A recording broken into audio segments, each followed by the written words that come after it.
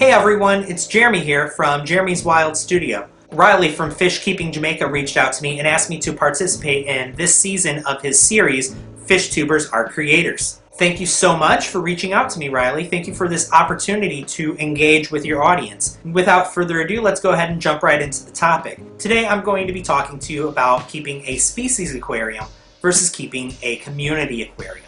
Now personally, I keep both. I do have species-only aquariums, and I also have community aquariums. And there are pros and cons to both. I think that the community aquarium is more popular. More people keep community aquariums than species-only aquariums. And a lot of that has to do with this kind of human nature instinct that we have to collect different types of fish and put them all in one aquarium.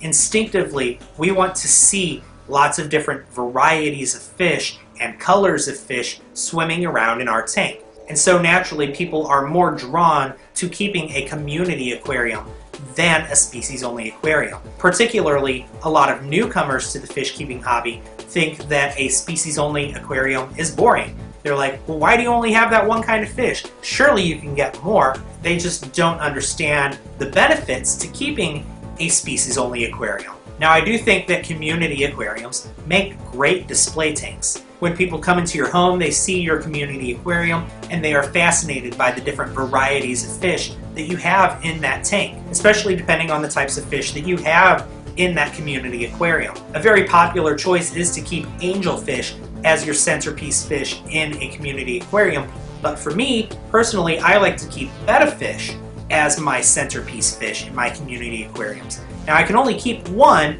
otherwise they fight. However, people often come into my home and they see that I have a betta fish in a community aquarium and they are amazed that the betta fish isn't killing my other fish. Now there are some downsides to keeping a community aquarium as well, and a lot of it has to do with not just making sure the fish are compatible with each other, but also making sure that the tank itself is meeting all of the different species water parameter requirements. For example, Corydoras, which are a very popular bottom dweller for your community tank, they tend to require softer water. But then mollies, on the other hand, which are also a very popular community fish, they actually prefer harder water or even brackish water. In fact, it's often said that mollies are actually a brackish fish, and that hard water is about the softest their water can go. And so if you wanted to keep Corydoras and mollies together in your community tank, you might not actually be able to satisfy both of those species' needs with the water parameters. In addition to that, fish have different temperature needs. Some fish require the water to be a little bit cooler, some fish require it to be a little bit warmer.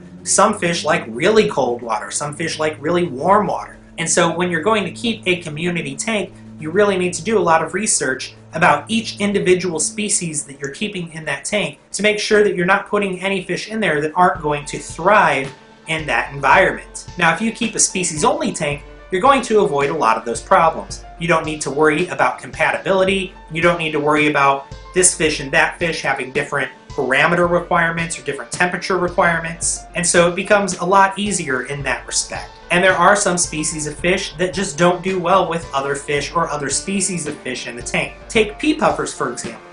They can live with each other, but they can't really have any tank mates. They'll actually kill other types of fish and any kind of invertebrate that you put in the tank. And I mentioned earlier that betta fish can be kept in a community tank. However, honestly, they do really well in a species-only tank too, meaning that it's just the betta in the tank and nothing else. And if you are keeping just a betta and nothing else, you can keep a much smaller aquarium than you would need for a community. The downside to keeping a species-only tank, though, is that you don't really have that wow factor that a community tank has. You don't have all these different colors and varieties of fish swimming around and interacting with each other and their environment. It's not as interesting, and it's certainly not as appealing to a guest coming into your home and seeing your fish tanks. Honestly, personally, I have more species-only tanks than community tanks. I have 8 fish tanks right now, and 6 of them are species-only tanks. But my 2 community tanks are out in my living room and dining room, whereas most of my species-only tanks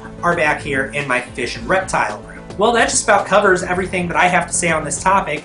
Thank you again, Riley, for inviting me to be on your channel. I really appreciate the opportunity. If you guys enjoyed this video, please come and check out my channel. It's called Jeremy's Wild Studio here on YouTube. I also have an Instagram account that I don't use nearly enough and a Twitter account that I use way too much. So feel free to hit me up there as well. Thanks for watching, and I'll see you next time.